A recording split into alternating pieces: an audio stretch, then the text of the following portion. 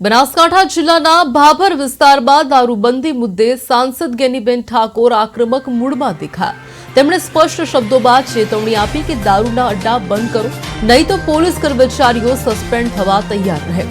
અબાસણા અને ભીમબોઢી ગામના આગેવાનો સાથે મળીને સાંસદે પોલીસને અલ્ટિમેટમ આપ્યું કે જો તાત્કાલિક રેડ નહીં પાડવામાં આવે તો તેઓ પોતે મીડિયા સાથે રાખીને જનતા રેડ કરશે।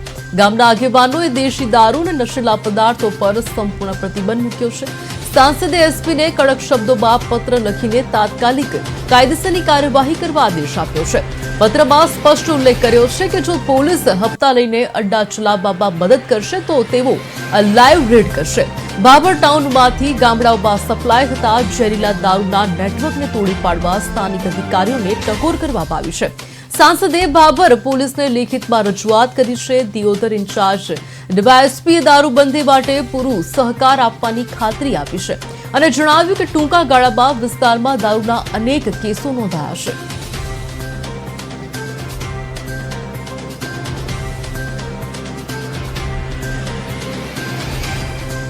સ્ટેશનની મુલાકાત લઈને અબાસના ભીમોરડી અને બીજા અન્ય ગામોની અંદર જ્યાં પણ દેશી દારૂના અડ્ડા હોય, ઇંગ્લિશ દારૂ હોય કે અન્ય નશીલા પદાર્થોનું જે વેચાણ થાય એના ઉપર કાયદાકીય રીતે પગલાં લઈ અને લોકો જ્યારે પોતે પોલીસ સ્ટેશનમાં આવીને આવેદનપત્ર આપીને પોલીસની મદદ માગતા હોય ત્યારે આજે આવેદનપત્ર આપ્યું છે। પોલીસે પણ આ કામગીરી ગંભીરતાથી કરવા માટેની ખાતરી આપી છે।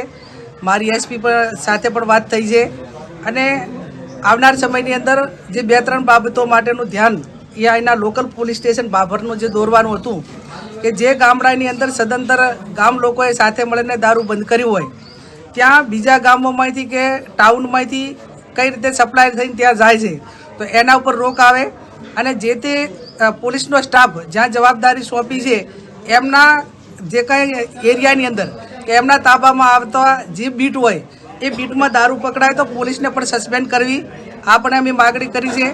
અને બીજું કે આવનાર સમયની અંદર આ ભાભર સિટીની અંદર સીસીટીવી કેમેરા લાગે જેથી કરીને નાના મોટો જે ક્રાઇમ થાય એ કોઈ ફરિયાદ કરે કે ના કરે પણ સીસીટીવી કેમેરો એનો પુરાવો રહે।